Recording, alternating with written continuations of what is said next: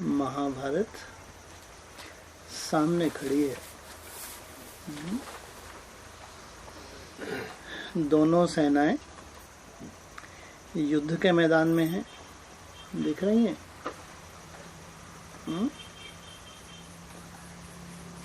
हमको क्या लेना देना है? जो लड़ेंगे वो जाने। सही है ये बात। महाभारत सामने खड़ी है, दोनों सेनाएं खूनखार बताया है। पहले तो यही सुना था कि सबसे ज्यादा डेंजरस सेना किनकी है, अज्ञानी कौन है, ब्रह्मा कुमार या एडवांस वाले, ब्रह्मा कुमार। लेकिन आज क्या बताया, महाज्ञानी कौन बनने वाले हैं? उनके बीज। आज इशारा क्या दिया, उनके बीज कहाँ हैं? बहुत खूंखार युद्ध है। जो युद्ध में है वो जाने, हमको क्या लेना देना। ऐसा भारत में युद्ध हो और भारतवासी कोई एक भी अछूता रह जाए, ऐसा होगा? ये महाभारत ही है ना। थर्ड वर्ल्ड वार या फोर्थ वर्ल्ड वार है? तीसरी है। कोई एक भी भारतवासी, मैं तो कुटिया में सुरक्षित हूँ, मैं तो बढ़िया अपने 8 घंटे का चार्ट बना रहा हूँ, बढ़िया, मेरे को इस महाभारत से क्या लेना देना। इस महाभारत से कोई छूट सकता है? घोर अज्ञान की रात्रि महाशिवरात्रि केवल बाहरी बाहर है या पूरे भारत में है? कहाँ है? बाहर बाहर, बाहर के बाहरी इलाकों में या पूरे भारत में? रुद्र ज्ञान यज्ञ कुंड से विनाश ज्वाला प्रज्वलित हुई। कायदा तो यही कहता है, जो निमित्त बने हैं इस महाभारत के लिए, उनकी ज्यादा पिटाई होनी चाहिए। कायदा नहीं कहता। महाभारत की शुरुआत कहाँ से होती, कहाँ से? मुरली में क्या बोला? रुद्र ज्ञान यज्ञ कुंड से। कुंड में ऐसा क्या हुआ? कुंड से विनाश ज्वाला प्रज्वलित हुई, तो कुंड में क्या हुआ ऐसा? क्या है मुरली का पॉइंट? तुम्हारी कर्मातीत अवस्था कब तक रुकी है महाभारत? जब तक तुम्हारी कर्मातीत अवस्था, तुम्हारी चिंता है, ये कचरे की चिंता नहीं है। तुम्हारी कर्मातीत अवस्था हो जाए, फिर तमाशा देखेंगे। तुम्हारी कर्मातीत, केवल एक की कर्मातीत है? एक को चोटी पकड़ के उठाएंगे? पीछे पीछे लाइन है, नहीं है? किनकी है लाइन? जो समान पुरुषार्थी हैं, जो समान पांव के ऊपर पांव, कदम के साथ कदम मिला के चल रहे हैं, ज्यादा से ज्यादा इनकी सेफ्टी कह सकते हैं। भले तुम उस महाभारत में तलवार लेके नहीं निकलोगे, तुम्हारी ज्ञान की तलवार उसमें नहीं होगी, लेकिन तुम्हारे खुद के जो हिसाब किताब हैं, वो विकराल रूप धारण करेंगे, नहीं करेंगे? नहीं करेंगे।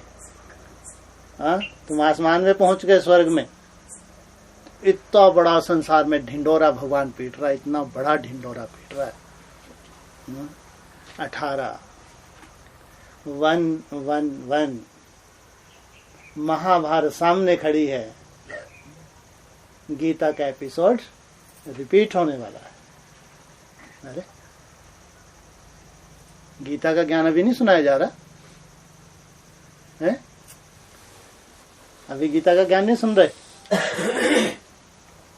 नहीं सुन रहे अभी? किसका प्रसाद है ये गीता? व्यास का प्रसाद है। पहले वेद आए या गीता आई? वेद किसके हाथ में है? इसकी शूटिंग कैसे हुई? ब्रह्मा के हाथ में है वेद। लेकिन बात है नहीं, पहले वेद नहीं, पहले गीता। कैसे कैसे?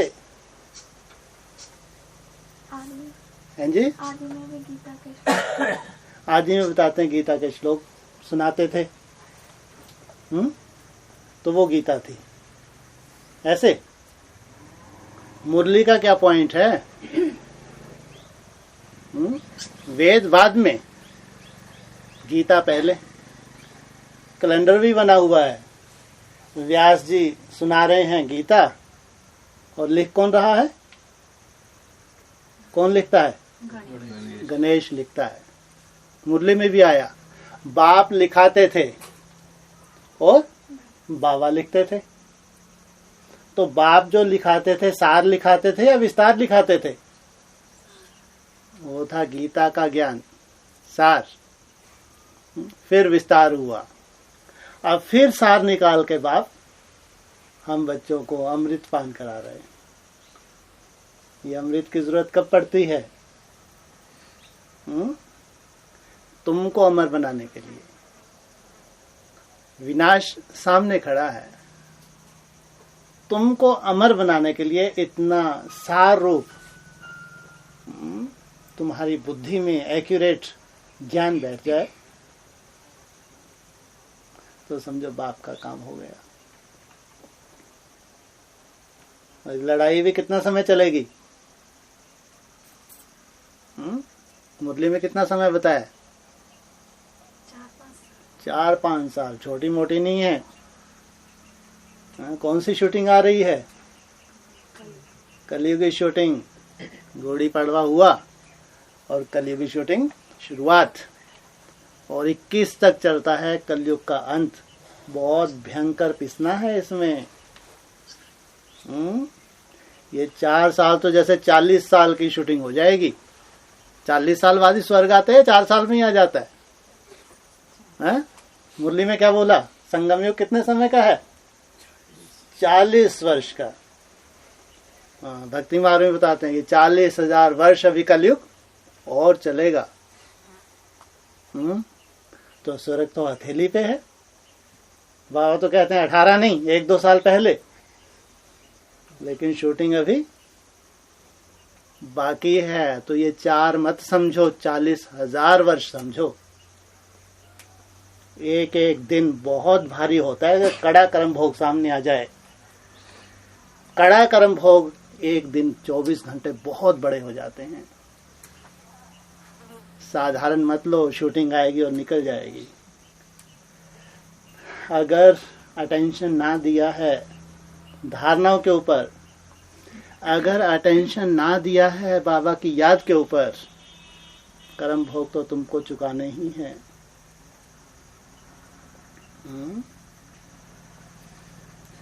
इसलिए अभी भी अमृत वेले में समय है। अमृत वेला पूरा नहीं हुआ है। दृढ़ संकल्प करने की जरूरत है, दृढ़ प्रतिज्ञा की जरूरत है। लंगड़ा के चलोगे, बाप तुम्हारा लंगड़ापन नहीं देखता। बाप के लिए कोई लंगड़ा लूला है? जो तुम्हारे खुद के कर्म भोग हैं। बाप को तो तीव्र पुरुषार्थ ही चाहिए। अमृत वेला समाप्त, क्या होगा? क्या होगा? कुछ नहीं होगा। शांति बनी रहेगी। क्या होगा? अरे कायदा भी है। वो सेनाएं भी तब तक नहीं लड़ती हैं जब तक सूर्य उदय ना हो। ये कायदा है युद्ध का। अंधेरे में युद्ध होता है, रातों में कोई युद्ध होता है? उसकी युद्ध की अपनी मर्यादा है। जब तक सूर्य उदय ना हो तब तक सेनाएं आपस में भिड़ती भी नहीं हैं। अमृत वेला पूरा हुआ, तो सूर्य उदय होगा। जो ज्ञान की रोशनी में जा रहे हैं वो तो हैं भरपूर। घोर नरक में स्वर्ग की सौगात, यही बोला ना, घोर नरक में तुम बच्चों को स्वर्ग की सौगात देता हूं। साधारण समय है क्या? जो बाप एक भी मुरली नहीं छोड़ रहे, एक भी मुरली, कि अगर कोई इस लॉट में से एक भी मुरली उठा रहे उसको भी इशारा मिल जाए। इसलिए भगवान नहीं भूल रहे कि किसी भी मुरली में इशारा ना हो। ऐसा ना हो कि जो भी मेरे बच्चे हैं, कितने भी अलवेले हैं, आलसी हैं, अगर एक भी मुरली उठा के सुन लें तो उनके कान खड़े हो जाए कि भगवान के महावाक्य हैं। नहीं तो हर मुरली में रिपीट करने की क्या जरूरत? अरे एक बार जब सुन लिया 18:1 है, महाभारत है, घोर अज्ञान की रात्रि है, तो सफिशिएंट। हर मुरली में बोलने की जरूरत है? जरूरत है? इसलिए कि जो अलवेले हैं, आलसी हैं, जिनको मुरली से कोई लेना देना नहीं, गलती से एक भी मुरली अगर उठा लेंगे तो उनके कान खड़े हो जाने चाहिए कि ये भगवान के महावाक्य हैं। और हम रोज सुन रहे हैं, रोज। साधारण बात मत लो।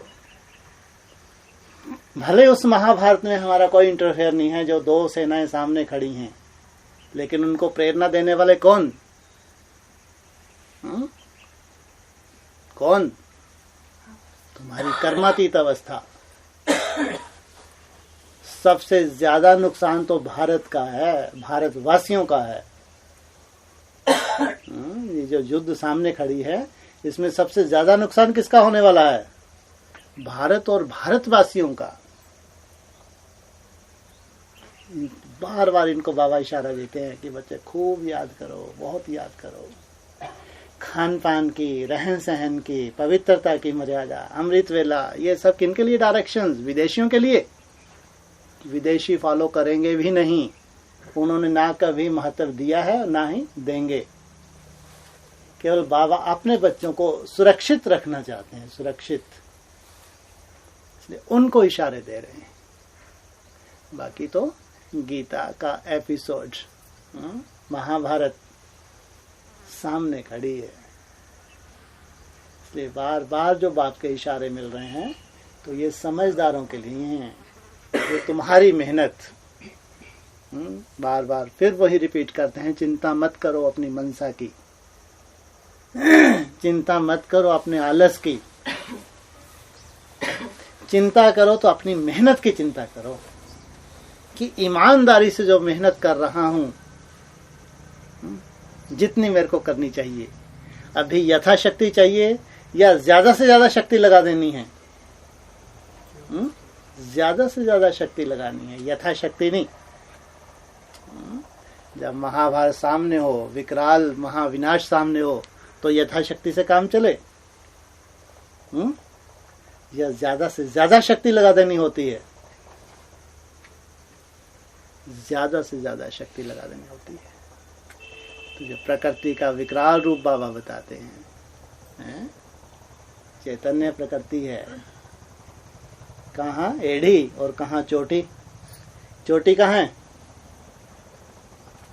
चोटी कहाँ है? हैं जी? हाँ, एकदम ऊपर चोटी का ब्राह्मण। और एड़ी कहाँ है? एकदम नीचे। इनके योग बल से प्रकृति विकराल रूप धारण करके शांत हो जाएगी। अभी एड़ी से चोटी तक की ताकत लगेगी। पहले विकराल और फिर एकदम सतयुग में विकराल रूप होगा। कैसा रूप होगा? नई दुनिया में प्रकृति कैसी विकराल होगी क्या? एकदम शांत। अभी एड़ी से चोटी तक की ताकत लगाएगा भगवान। नई दुनिया सामने खड़ी है, बहुत सुंदर मैसेज है, संदेश है। उस नई दुनिया में हमको जाना है। 1-1-1 माना संपूर्ण शांति। कृष्ण का जन्म हुआ, सतयुग आ गया है? कृष्ण के जन्म से सतयुग आ जाएगा? शास्त्रों में भी ऐसा नहीं बताया।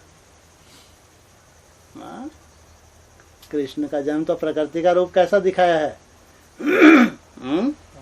महाविकराल स्वरूप है।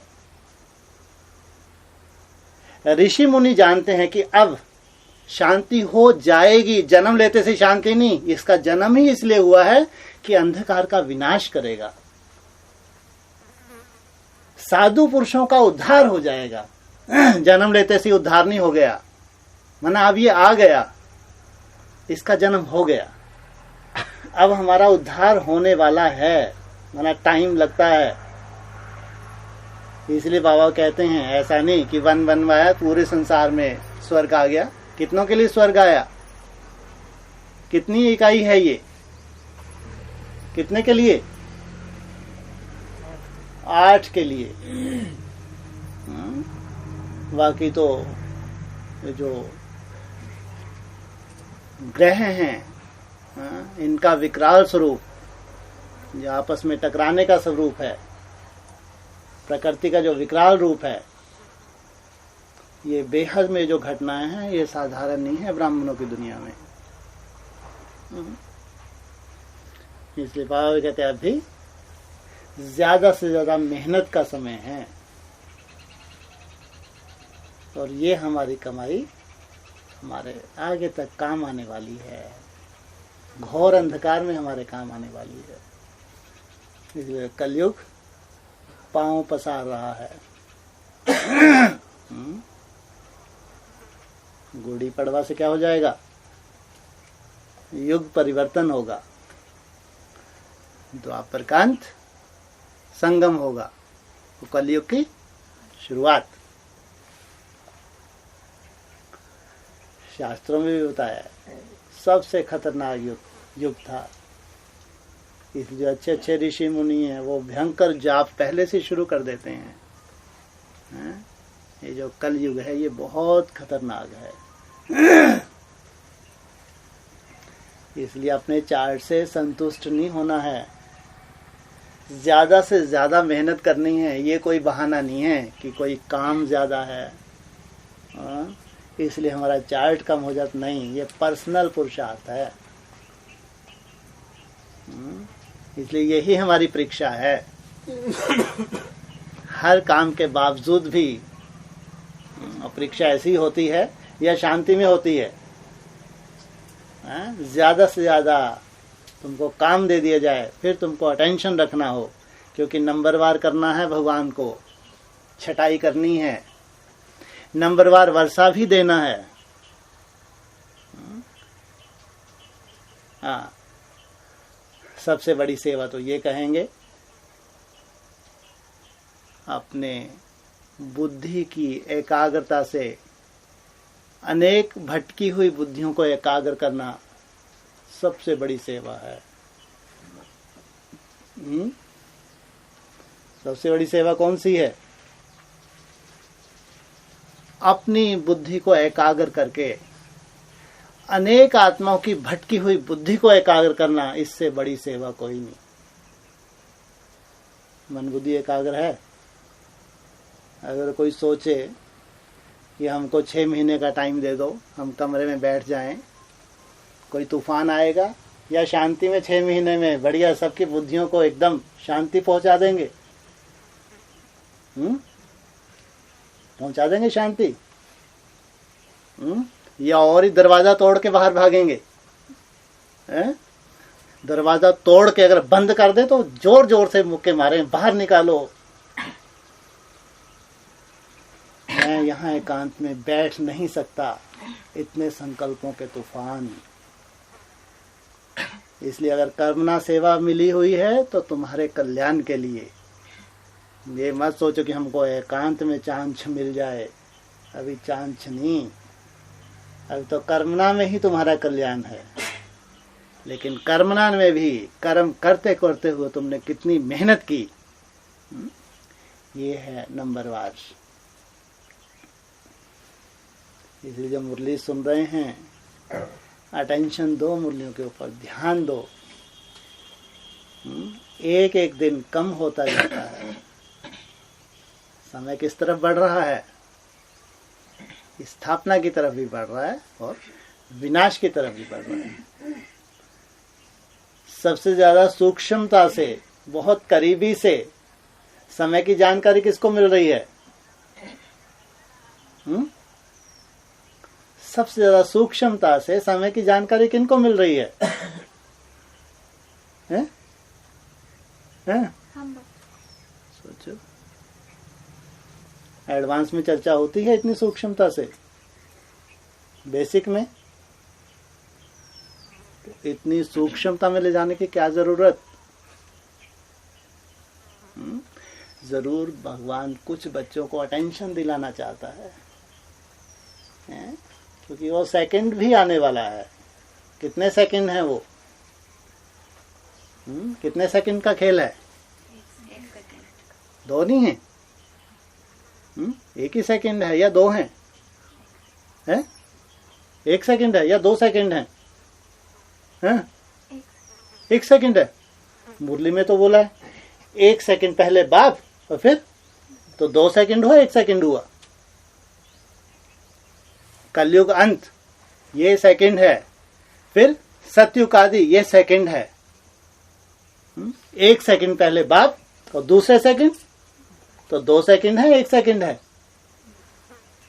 मुरली में भी तो बताया 1 सेकंड पहले बाप, दूसरे सेकंड बच्चा। तो जब सेकंड तक भगवान ले जा रहा है इतनी सूक्ष्मता में, तो अभी तो दिनों की या महीनों की बात हो रही है, लेकिन उनके हिसाब से तो ये भी बहुत बड़ी सूक्ष्मता है, जो केवल 18 तक, बस 18 ही है, बस वो भी देखने के लिए, करने के लिए नहीं। करने वाले भी हैं कोर्टों में, कोई उनमें ऐसा नहीं केवल देखने वाले ही हैं, लेकिन कोई कोई। और यहाँ तो 100% करने वाले होने चाहिए, देखने वाले नहीं। देखने वाले तो माना लठ खाना। साथ साथ चलना माना हमारे में जितनी ताकत है हमने अपनी ताकत लगा दी, ईमानदारी से लगा दी, फिर हम चिंता ना करें। भगवान जानता है हमको जो करना था हम कर रहे हैं, ईमानदारी से कर रहे हैं, बस। और भगवान हमको देख रहा है, जो त्रिकालदर्शी है वो हमको देख रहा है। उसी को दिखाना है, किसी देहधारी को दिखाना है? हमारा पुरुषार्थ किसी देहधारी को दिखाना है या उस त्रिकालदर्शी को देखना है? त्रिकालदर्शी को। वो देख रहा है नहीं देख रहा? अगर कुछ कपट है तो वो जान रहा है नहीं जान रहा? सब जान रहा है। बहुत फूंक फूंक के कदम रखने का समय है। और देने वाला भी दाता वो है, ब्रह्मा नहीं है। ब्रह्मा तो खुद लेने वाला है, देने वाला है, वो तो खुद लेने वाला है। इसलिए 14 नवंबर बताते हैं अमृत वेला समाप्त। अच्छे से अच्छा फाउंडेशन डाल लिया। 7 रोज की भट्टी में आपने खूब अच्छी मेहनत करके एक अच्छा फाउंडेशन डाल लिया। अभी भी एक एक दिन बहुत कमाई कराने वाला है और हम कमाई करने वाले हैं। उसके बाद सूर्य की रोशनी के हकदार कौन? करने वाले या देखने वाले? सनराइज होगा, सूर्य की रोशनी के हकदार भी सब नहीं हैं। 9 लाख नहीं हैं, 4.5 लाख भी नहीं हैं। जो करने वाले हैं वो हकदार हैं, उनके लिए हुआ है सनराइज। या यहाँ 70, 80, 60, 70 बैठे होंगे, इनके लिए सनराइज। सबके लिए सनराइज, कुटिया वालों के लिए है। चांस जरूर है। अभी भी ये मत समझो कि अभी तो हमारा अब क्या हम कर पाएंगे, लेकिन समय की कीमत है। जब जागे तब सवेरा। बहुत गई थोड़ी रही, थोड़ी की भी फाउंडेशन डालने के लिए अभी भी बहुत समय है। अव्यक्तवाणी में सुने, कभी कभी 10-15 दिन भी बोलते हैं, 1 महीना भी बोलते हैं, 1 आध हफ्ता भी बोलते हैं। अरे क्या जरूरत है? उस 1 हफ्ते में क्या बहुत बड़ा स्वर्ग ही आ जाएगा क्या 100%? 6 महीने का भी टाइम देते हैं, तो ज़रूर किन्हीं खास आत्माओं से फाउंडेशन डलवा लेते हैं। ऐसा नहीं कि 6 महीने के बाद स्वर्ग ही आ जाता है, या 1 महीना दिया या 7 रोज दिया। लेकिन कोई कोई आत्माएं हैं जो अपना फाउंडेशन डाल जाती हैं, उसके बाद जो उन्होंने फाउंडेशन डाल लिया वो फिर आगे चल के लेने के अधिकारी बन जाती हैं। इसलिए साधारण मत समझो, ये भी मूर्खता है कि समय तो चल ही रहे हैं, हम तो कुटिया के बनी गए और अच्छे से अच्छे पुरुषार्थियों में आ गए, लेकिन है तो खुद का पर्सनल पुरुषार्थ है। यहाँ भी बार बार कह रहे हैं नंबरवार है, प्राप्ति करने वाले भी नंबरवार हैं। सनराइज तो है, ये सूर्य की पहली किरण, वही नमस्कार करते हैं सूर्य को भक्ति मार्ग में, सबसे ज्यादा महत्व है। जब सनराइज होता है तो क्या करते हैं, सूर्य नमस्कार करते हैं। तो पहली किरण प्राप्त हो जाए, और फिर कोई 7-8 बजे भी सूर्य नमस्कार करते हैं। महत्व किसका है, पहली किरण का। या जो बाबा ने मिसाल दिया, जो पहला ड्रॉप है ज्ञान सूर्य का, कौन धारण करेगा, चात्रक कौन है, हैं जी, वाह भाई। ये जो बूंदे हैं या ज्ञान सूर्य की जो किरण है, उसके लिए अगर हम दिन गिन के पुरुषार्थ करें तो बहुत अच्छे पुरुषार्थी, सर्वश्रेष्ठ पुरुषार्थी। अगर ये सोचें बस ये थोड़ा सा मेरा काम ठीक हो जाए, इसके बाद मैं रेस करूंगा, कभी काम तुम्हारा पूरा हो नहीं पाएगा, तुम कभी भी रेस कर नहीं पाओगे। ध्यान रखना, अगर कोई ये सोच के बैठा है कि बस इसको थोड़ा सा निपटा लूं उसके बाद देखो, कभी नहीं होगा। वो दिन कभी तुमको नसीब नहीं होगा। कि ये दिन तुमको नसीब नहीं हो पा रहे तो भविष्य में कभी भी नसीब नहीं होगा। तुम इंतजार ही करते रहोगे, बस ये हो जाए फिर ये हो जाए। तुम्हारे हिसाब किताब एक के बाद एक सामने आने वाले हैं। इसलिए अभी वर्तमान समय इसको अगर पकड़ लिया तो एक अच्छा फाउंडेशन डाल लिया, नहीं तो कभी भी ऐसा नहीं होगा। भविष्य में हिसाब किताब ज्यादा आएंगे या कम आएंगे, वो तो दिनों का भी हिसाब किताब है। जिस दिन अमृत वेला पूरा, अगले दिन से तुम्हारे हिसाब किताब शुरू। हिसाब किताब तो मुंह फाड़ के खड़े हैं। तुम सोच रहे हो बस ये थोड़ा सा मेरा निपट जाए, उसके बाद मैं भी खूब रेस करूंगा, खूब मेहनत कर। ऐसा नहीं है। अभी जैसे भी हो, जिस परिस्थिति में हो, उस परिस्थिति में उठो। परिस्थिति परिवर्तन, हाँ ये कमजोरी है। परिस्थिति बड़ी आने वाली है। सोचते तो यही हैं कि ये परिस्थिति परिवर्तन हो जाए, उसके बाद मैं बहुत अच्छे पुरुषार्थ करूंगा। लेकिन नहीं, ये परिस्थिति जिसने रोक रखा, ये भी तुम्हारे कर्म भोग हैं।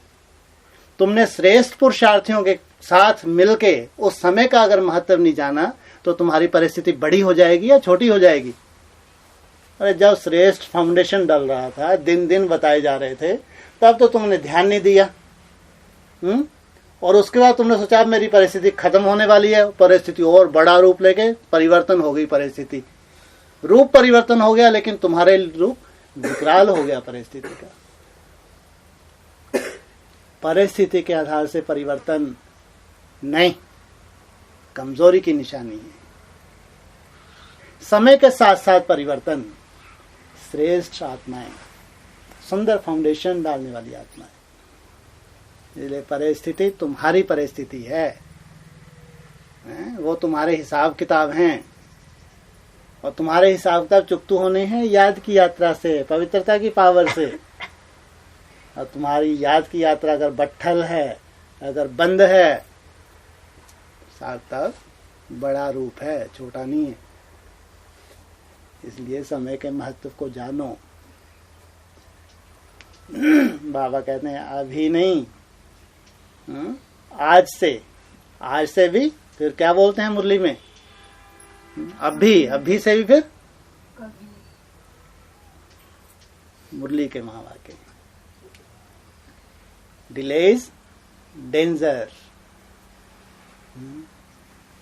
इसलिए अगर कोई परिस्थिति है, कोई कर्म भोग है, नहीं, भगवान को केवल तुम्हारा मन चाहिए। अगर तुम्हारे तन का कर्म भोग है, तुम जानो, उससे भगवान को कोई लेना देना नहीं, तुम्हारे हिसाब किताब है। तुम्हारा मन चाहिए, तुम हाय हाय हाय हाय जो करते हो, बिस्तर पे पड़े हुए जो कराते हो, वो हाय हाय को शिव बाबा में बदल दो, नहीं तो बड़ा लठ है। भगवान तुम्हारा कर्म भोग नहीं देखता, ध्यान रखना कि मेरे कर्म भोग की वजह से मैं थोड़ा सा ठीक हो जाऊं, फिर देखो कभी नहीं दिखा पाओगी। कर्म भोग दूसरे रूप में आएगा, बड़े रूप में आएगा। इसलिए हाय हाय करते ही क्या करो, हे राम हे राम। वो है छुड़ाने वाला, हाय हाय तुम्हारी छुड़ाने वाली नहीं है। तो पड़ोसी सुनेंगे, अरे इतने बढ़िया ज्ञान में चलते थे, इतने बढ़िया हमको भी ज्ञान सुनाते, इनके हाय हाय बंद नहीं हो रही। इसलिए हाय हाय बंद होने का समय नहीं है, हाय हाय बढ़ने का समय है। इसलिए बाबा कहता है मन मनाभव, मेरे को अपना मन दे दो। मन को कोई बांध सकता है? तुम्हारे कर्म भोगों ने ही तुम्हारे मन को बांध रखा है, और कोई नहीं बांध सकता। तुम्हारे हिसाब किताब नहीं तुम्हारे मन को बांध रखा है, और कोई बांध नहीं सकता। इसलिए सहज से सहज भी कर दिया भगवान ने। 2014 की शिवरात्रि के आसपास अव्यक्तों ने क्या बोला? सहज। याद कैसे बोला? मेरा बाबा, मीठा बाबा। अंदर ही अंदर अगर तुम ये माला भी जप लो, मन बुद्धि को भूल जाओ, तुम्हारी लगेगी अब मेरा बाबा, मीठा बाबा, शिव बाबा। ये माला जपने में भी तुम्हारा कल्याण हो जाएगा। लेकिन अगर समय के लिए देख रहे हो, नहीं, समय का रूप तो अभी कैसा है, कैसा है?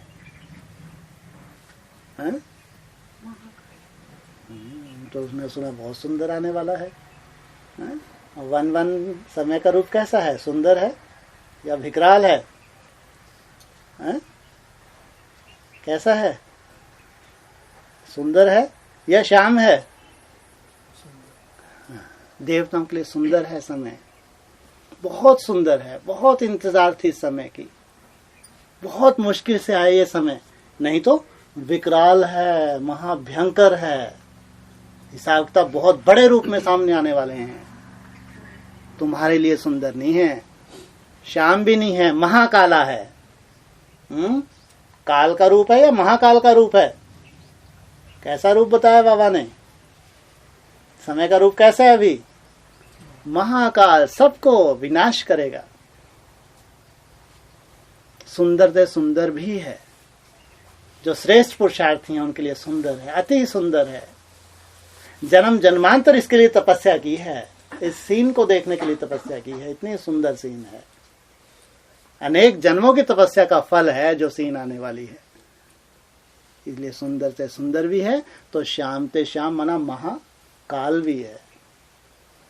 इसलिए जो अच्छे अच्छे पुरुषार्थी हैं, जो मेहनती हैं, मेहनत कर रहे हैं, उनके लिए बहुत सुंदर। इसलिए समय चलता जाता है, समय का चलाओ मत। समय के साथ साथ, कदम के साथ कदम बढ़ाओ।